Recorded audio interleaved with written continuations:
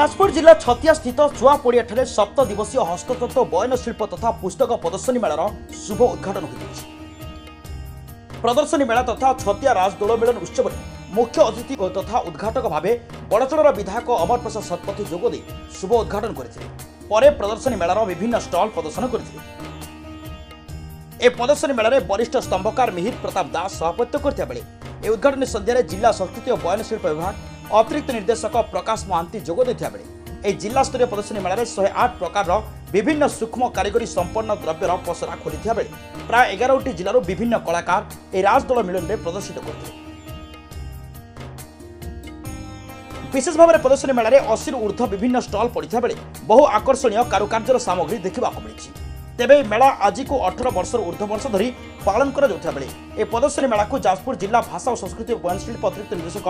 विभाग पक्षर 7 दिन व्यापी अनुष्ठित होगा सूचना मिली। छतिया ठारे एक ऐतिहासिक दिन जहाँ रोज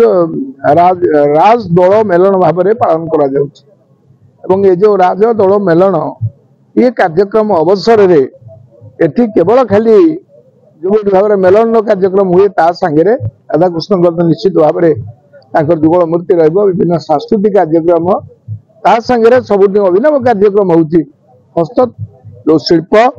ताको प्रोत्साहित करने भाव में मेला होची पुस्तक मेला होची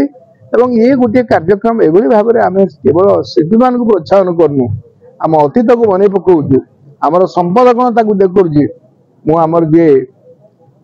असिस्टेंट डायरेक्टर हैंडीक्राफ्ट जे अच्छा बहुत कार्य जिले में कर कार्यक्रम कले ही आम सठिक भाव प्रोत्साहन दे पार जहाँफल जो मैंने कर जो मैंने एसएच ग्रुप विशेष कर भाव में जो प्लेटफॉर्म आरंभ कर कहीं कम कर सारा ओडिशा प्रस्तुत होची जो गुड़िक हस्ततंत्र द्वारा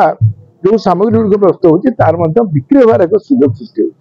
चंडीखोल ब्रजगोपाल दास को रिपोर्ट संभव टीवी ओडिया।